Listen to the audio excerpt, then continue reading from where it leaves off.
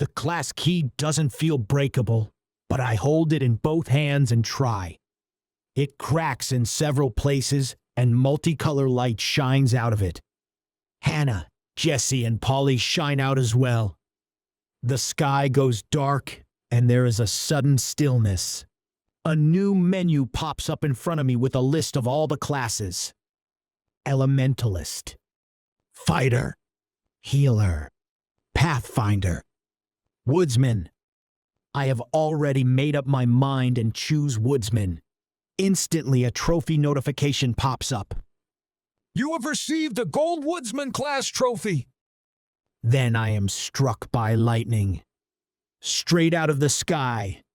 People say that lightning comes from the ground up, but I saw this bolt coming down at me. I was struck again and again. I realize it's not killing me. In fact, it doesn't even hurt, but it has the power to knock me down to my knees, and the electricity is a constant flow, coming from the sky into me and dispersing into the ground. I look up. Through of lightning I see shadows enveloping Polly, who has fallen to his knees as well. It sounds like a tornado has come down on him. Next to him, Jesse has his hands balled up into fists. He's screaming as white light explodes out of him. He, however, is still standing. Encouraged by this, I fight to stand. With some struggle, I manage to. The electricity is still violently coursing through me. Then I see Hannah. She is floating in the air. Her arms are crossed over her chest and her head is tilted down. Her eyes are closed. Tendrils of air are being whipped around her. The dirt below her is spreading out, creating an ever deeper bowl in the ground below her, and an orb of boiling water has her and the tendril of fires contained. The lightning and thunder begin to slow. It's like the volume is turned down as the chaos around us goes into slow motion, then stops and dissipates. The stillness returns. A sun begins to rise over the east mountains as if it's breaking dawn. Elliot and Julian are sitting in the grass some 30 yards away, but they get up to give us a standing ovation. We are all attempting to compose ourselves when they approach. You know, my guide said it was quite the show, and I don't feel he sold it very well. That was positively stunning. Positively? We stand there, trying to catch our breath.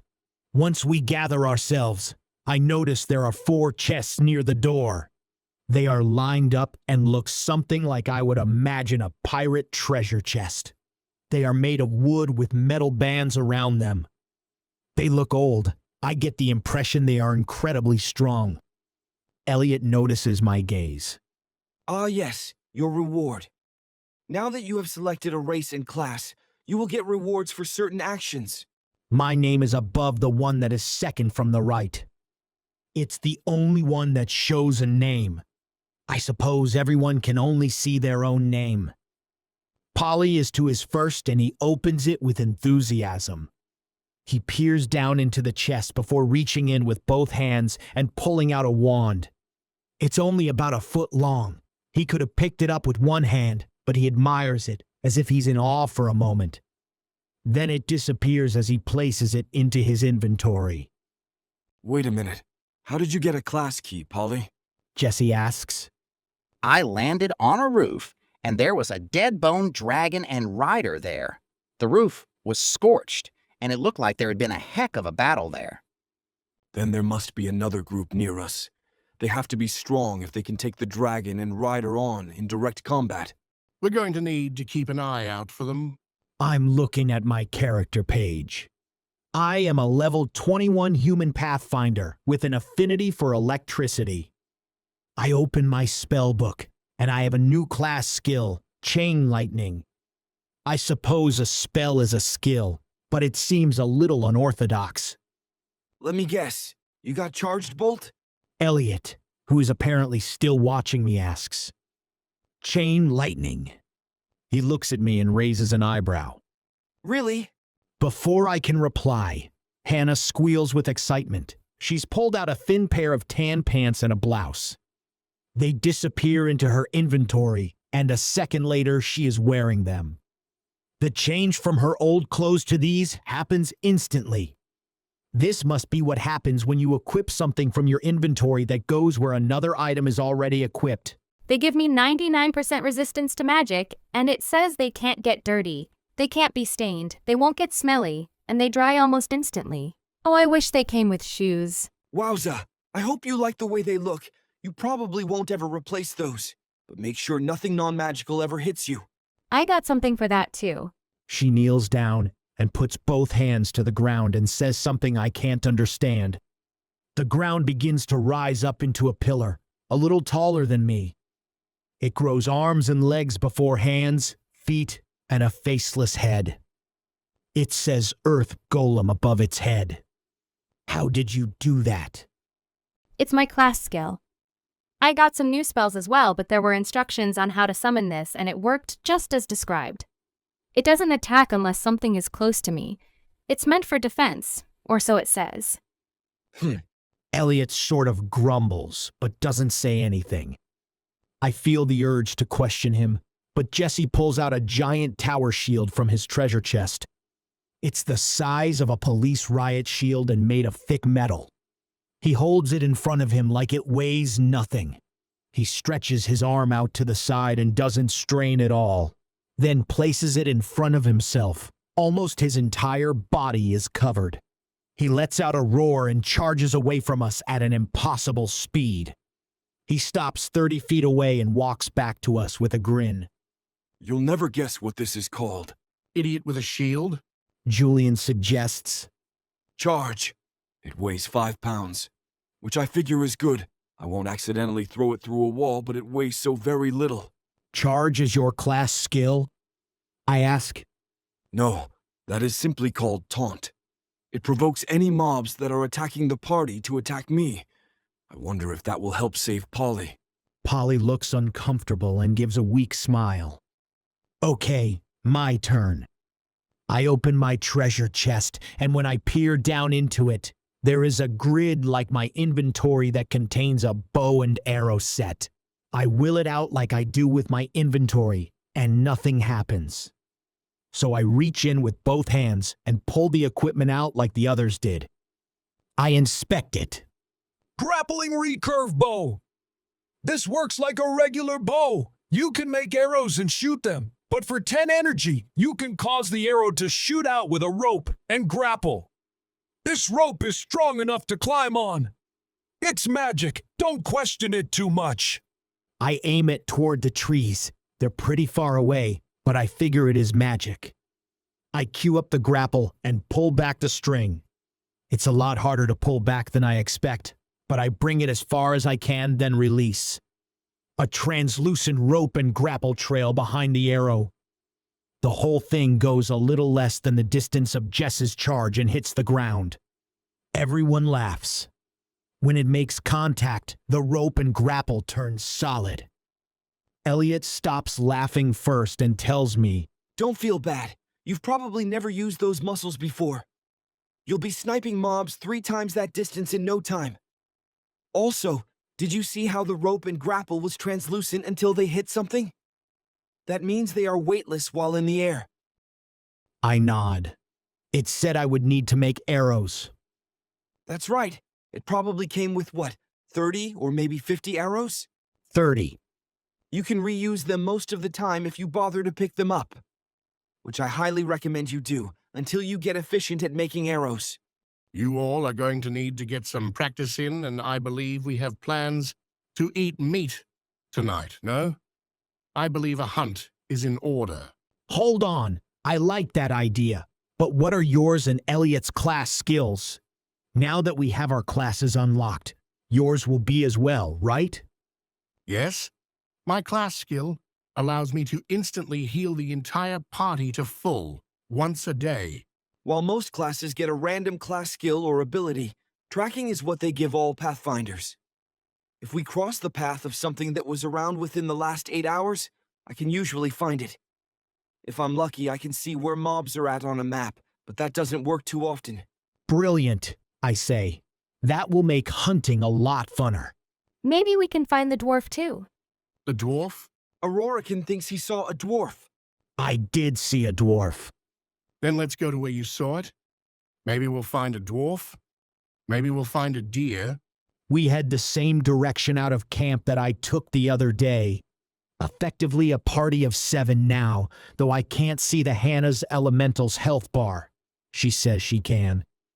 It stomps silently alongside of her. It looks like it would be loud, kind of the motions of a cranky toddler, but I wouldn't hear it sneaking up on me. Can you talk to that thing? I ask. I don't think so. I've tried, and it's like talking to a brick wall.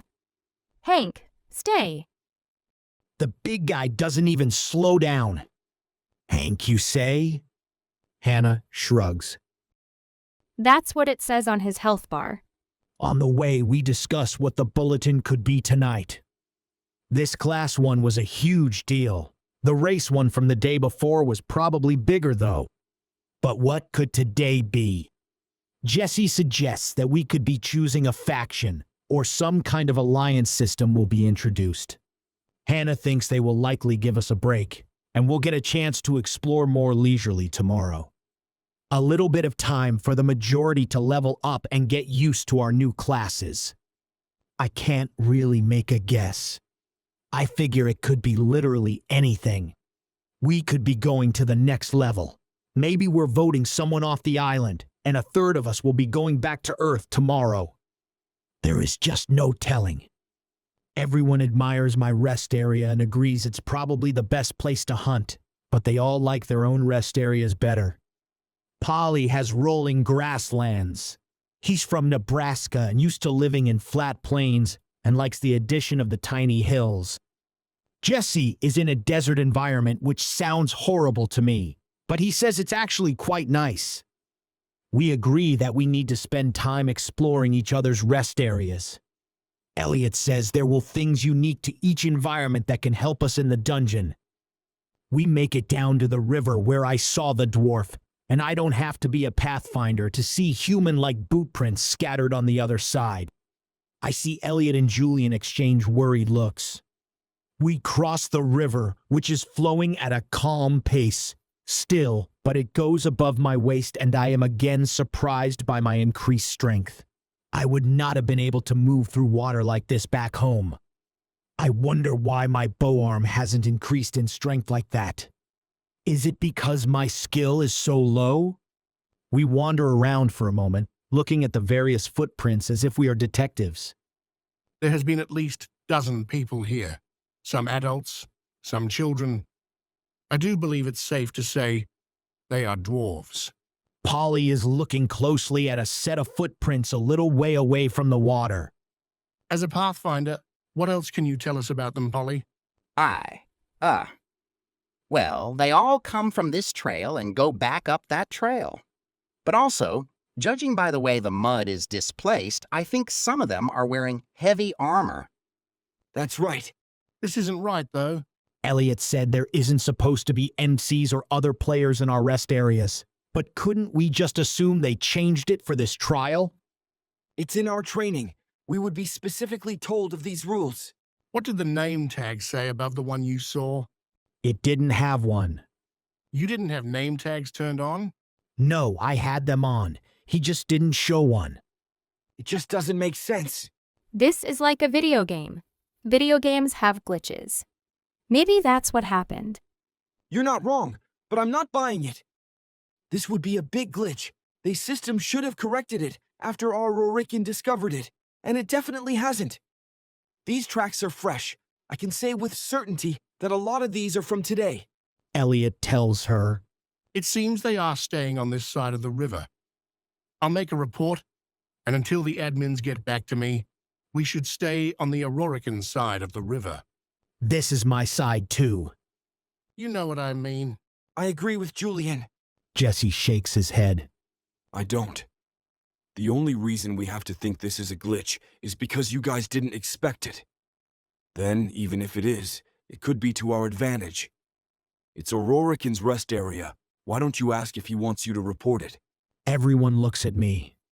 I think we should investigate it before we decide. Stupid. I hear Julian say under his breath. I mostly ignore him and speak to the group as a whole. If anyone doesn't want to come, we can meet back at the camp or in the dungeon tomorrow.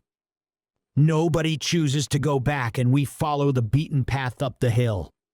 For a moment, I can feel tension from the guides, but it doesn't take long to dissipate. I wonder how I can feel that. I have always been able to. I think everyone can. Is it subtle cues from body language, or is it more of a sixth sense that we don't really have name for?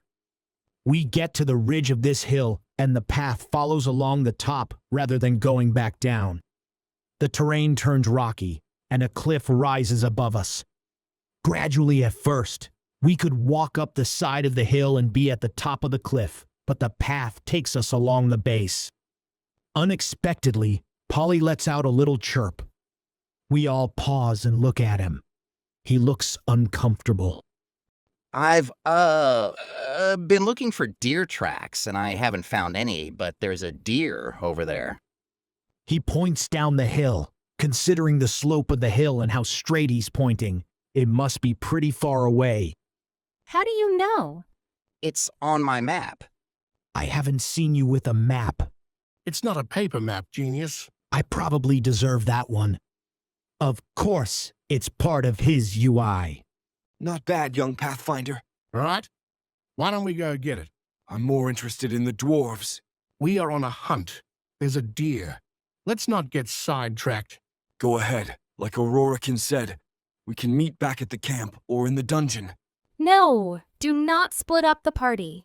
Why don't we get this deer, then we can finish our trip to wherever this path is taking us. Me and Jesse look at each other, and I shrug. Fine, but I'm finding out where the dwarves are today. Speaking of today, shouldn't it be dark by now? Ah, they were having trouble getting the day-night cycles hammered out at first. I think they finally have it set right. With the last-minute patch they pushed through before class selection. There was a patch. I didn't notice anything. Of course not. It didn't change anything that was affecting you yet. It's not like you're on a server that can go offline. Okay, everyone be quiet. Polly takes point without being asked to. I follow closely behind him. Everyone else is lined up behind us. Going down the hill, there is more scrub oak than pine trees, with giant boulders mixed in. There's no real path, just dodging the rocks and bushes the best we can. In an effort to do it quietly, we move slowly. I hope that deer didn't have plans to move on anytime soon, but Polly appears confident in the direction he's taking us. We get to a large boulder, maybe twice my height, and Polly flaps his wings a few times and leaps toward the top of it.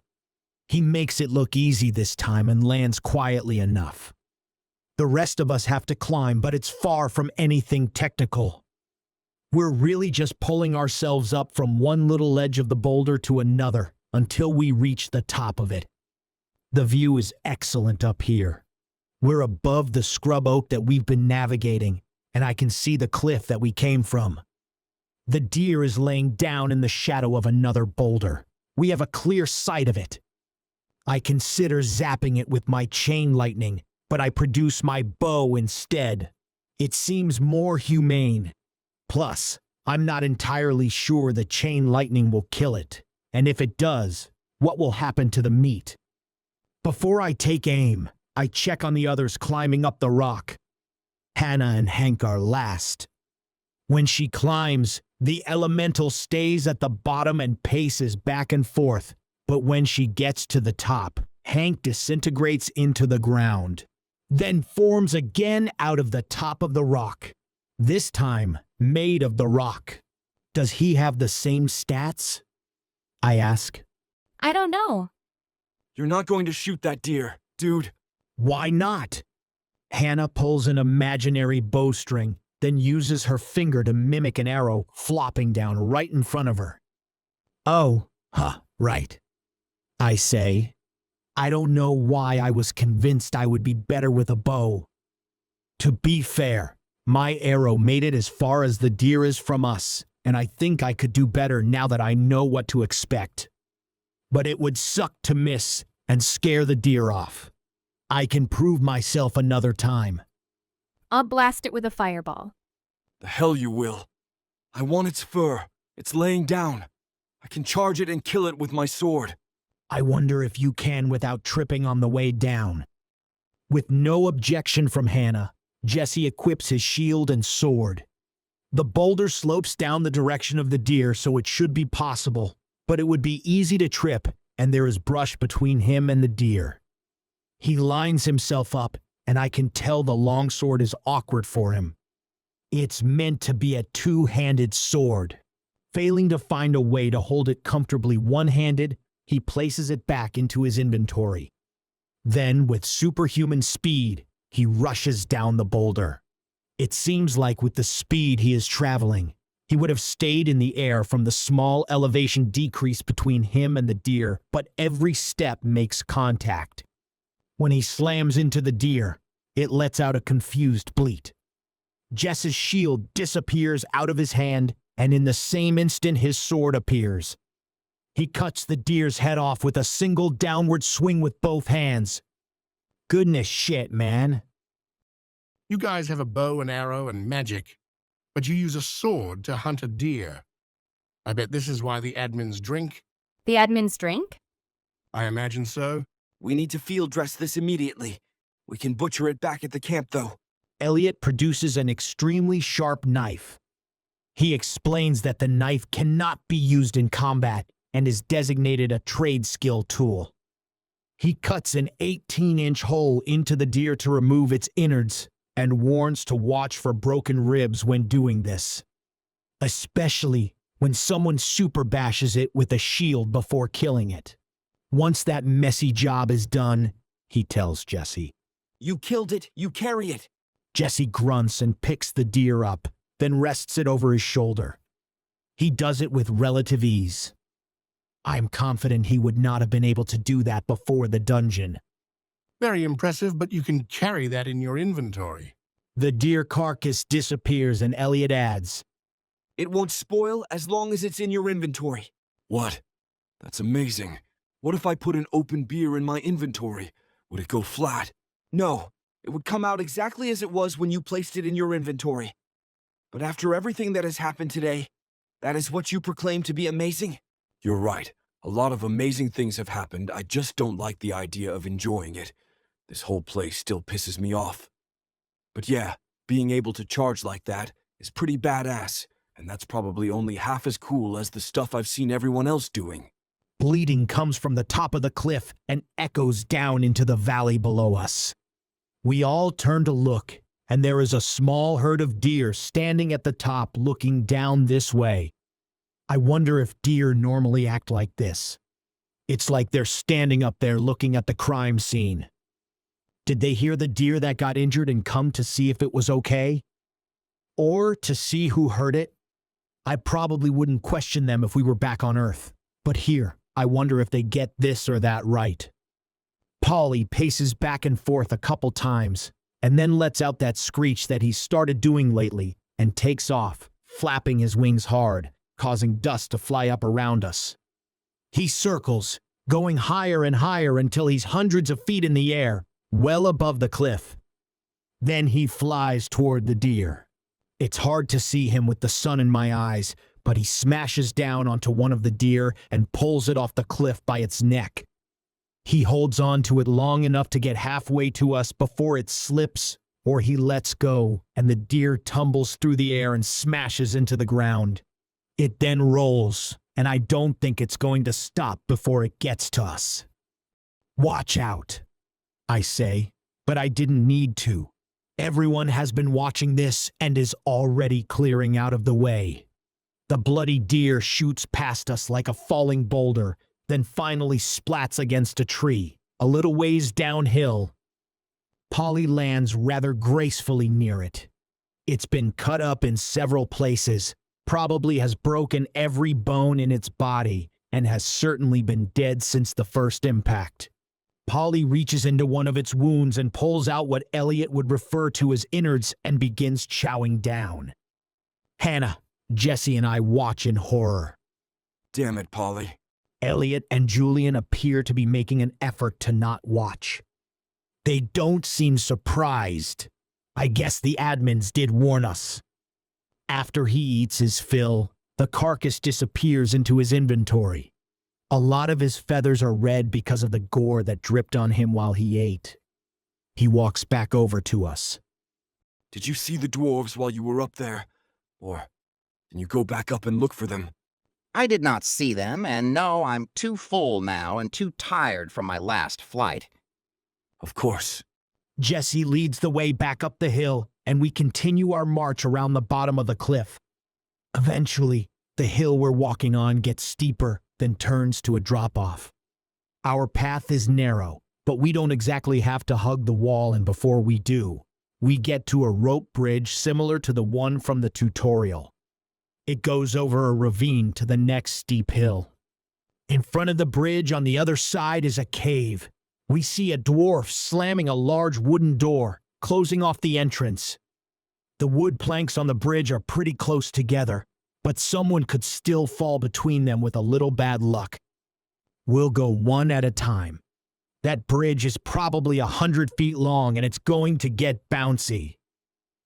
I don't believe they want company today. I'll go first. If the bridge is weak, my charge ability might save me. For a big guy, he appears to traverse the bridge quite nimbly. It bounces and sways, but not as much as I would expect. He keeps a steady pace. The bridge sags a little in the middle, but it must be pretty taut. When he gets to the other side, he yells back that it should be safe for us to all go at once. Being the closest, Hannah and myself go next. We walk side by side with ease. These dwarves really know how to build a rope bridge. When we're halfway across, Polly does one of his flapping jumps and reminds me of a chicken. I notice he keeps the bridge under him, apparently not fully confident in his ability or stamina. He lands a little hard, but otherwise does well. Without anything else to do, we wait for the guys to catch up. Then I knock on the large wooden door. It's sturdy. I couldn't really tell from the far side, but this has got to be thick. The wood is fresh. I reckon it was harvested and processed recently, giving it a good piney smell. There is a coating of some kind of odorless oil on the wood. Besides the wind, there is no sound around us. Seems destitute here. It's not, though. Polly, what do you see on your map? Polly, who has been wandering around looking at tracks, pauses and examines something in front of him that I can't see. Wowza, that's a lot. What do you see? There are at least 100 living things on the other side of that door. And the cave goes back far. Jesse knocks on the door this time. A lot harder than I did. We wait another moment and there is no response. Well, what do we do? I suppose we wait. I figure we don't really have any other option. If we try to knock down their door, that would likely be taken the wrong way. I can tell Julian is highly irritated, but to my surprise, he doesn't suggest we leave. We get comfy. There doesn't seem to be a threat, and I eventually see everyone's weapons disappear into their inventory as they get sick of holding them. I keep my staff out but act like I'm using it to rest on. Eventually, Hannah announces she's going to go get firewood so we can cook the deer. Jesse goes with her. Polly practices his flying some, going up high then coming back down. He says he doesn't really see anything of interest. Elliot and Julian spend their time arguing about what the best stats are to imbue food with. Elliot says, walking speed buff. Julian says, experience buff. But apparently it doesn't matter because we can't do that until Hannah learns the enchanting spell. Like most moments when I don't have a lot to do, I start to think about my family. I figure if the aliens are truly trying to help us, even if they are doing it in a fucked up way, they probably are ensuring law and order remain the way of life, right? I have to assume so. It's maddening to worry about them. Not that I can stop worrying, but I have at least be optimistic. Most of the people are still on Earth as only one person from each family came here. There are enough people to keep things running as usual. Most employers could lose 25% of their staff and carry on, especially when they also lose 25% of their customers. I write, "I love you, Linda," Mary, Jason into the sand. Then I go see how Polly is doing. Jesse and Hannah finally make it back. Jesse begins to butcher the deer while Elliot and Julian give him unsolicited advice. Polly continues to practice his flying. Me and Hannah build the fire. I ask why it took them so long, and she tells me to mind my own business. I laugh and tell her, okay. When it's time to cook, Elliot produces a cast iron pan that I have never seen before. I comment as much, and he tells me, I am full of surprises. some of the food doesn't fit into it, and we roast it on the open flame with Jesse's sword. Hannah protests this at first, pointing out how unsanitary that is. Elliot explains there isn't bacteria and viruses here, like there are on Earth. Those things exist, but they have to be specifically placed by the admins. Here, if you wipe off a sword with a piece of cloth and it looks clean, it really is clean. Same with your hands and most other things. Still, Jesse holds the sword in the flames until it gets hot enough to burn off germs. When it's time to eat, we all get some back straps and shank slices. It smells absolutely amazing. I literally begin salivating when it's almost time to eat. I haven't had meat since the feast on the first day. The stramato sustain life, but a good meal makes life feel better. I wonder if we could starve to death here, since we regenerate back to full health when out of combat. Thump. Dinner and a show. Good news, everybody. We're at the end of another big day. Now that you have your race, class, and a few levels established, it's time to really get things rolling. Tomorrow, you will begin your main quest for this floor. At the end of this message, every party will be given a gemstone. This gemstone is worthless unless you find the corresponding party that it is paired with. You will know when you're in the presence of the party that you need to find, because the closer you are to them, the brighter the gem will glow.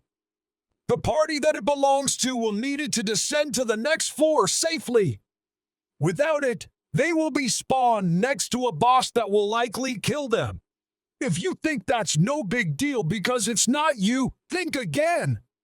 We will arrange it so that your chances of surviving on the next floor are greatly decreased if they are not there. You probably remember that this place is really big. It's going to be difficult to find the people you're looking for. Well, good news again.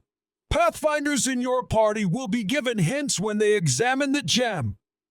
The hint could be the direction that you need to go, an image of what they see, or maybe just a sentence telling you what they look like. If you don't have a Pathfinder in your party, you better find one. When you do find one, remember that it's polite to pay a person for their services.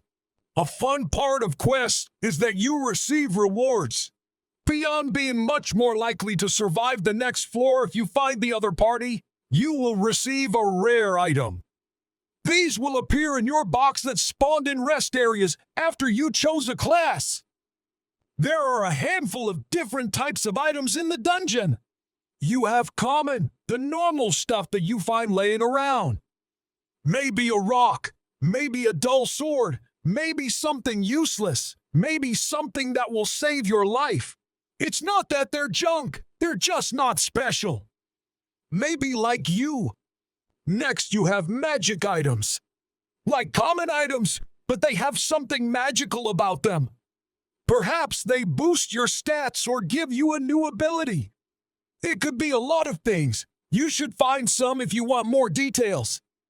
The next most coveted item type is rare items. These are generally magical items that are a lot more powerful than other magical items and a lot harder to find. We have legendary items. These are powerful items from the legends. There is lore written about them, and they have some sort of history with a powerful NPC. These are usually only found by completing high-level quests or undead players, usually. Lastly, we have unique items. These items are crafted for a specific player after something absolutely extraordinary happens. Less than 1% of you will ever lay your grubby hands on one. Good luck out there, and please be smart. There are people relying on you. Was this your first quest as well, Elliot? Not even close. We just had to level up and craft some specific items. That sounds a lot easier. This may be more beneficial, though. Me and Julian will help get you guys caught up on crafting. Elliot says, then gets up and knocks on the dwarven door again. I don't think they intend to come out. Perhaps not tonight, but they need water, or else they wouldn't be going back and forth to the river. If we camp here, we may yet get an opportunity to meet them. I suspect they know we leave for the dungeon every day, but I don't see any reason to encourage Julian, so I keep quiet. I'm not saying we should, but I just want to point out that we have fire, and their doors made of wood. Elliot really is full of surprises. Instead of burning their door down, though, we dig the ground down the best we can into what look like graves to sleep in and help get us out of the wind. The ground is hard, and we do a half-assed job, but Hannah and Jesse brought enough firewood to keep that going all night if we take turns adding wood to it now and then. I don't think it's going to get cold enough tonight, but can we freeze to death here? Or do we regenerate fast enough that it's not a problem? Hannah asks, looking from Elliot to Julian. You can freeze to death. The damage from being cold compounds over time and will overpower your regeneration. But it's generally not a serious concern. It's pretty easy to stay warm with fire and clothing. If it gets too cold, you can probably go to another party member's rest area to get away from it. But like you said, I don't think we have to worry about it. I figure even if I don't sleep tonight, I'll be okay. I don't feel fatigue quite the same here as I do back on Earth. I wonder if my stamina will regenerate slower. All right, all before we go to bed, we need to talk about what's going to happen when we teleport back in tomorrow morning. Polly is in dire straits. We have a plan and he has asked me to communicate it to all of you. Why don't you tell us the plan yourself, Polly? I get nervous when speaking in front of groups. I forget important parts until after my speech. Which we will work on. But we don't have time to turn Polly into a public speaker tonight, so Aurorican is going to help him out.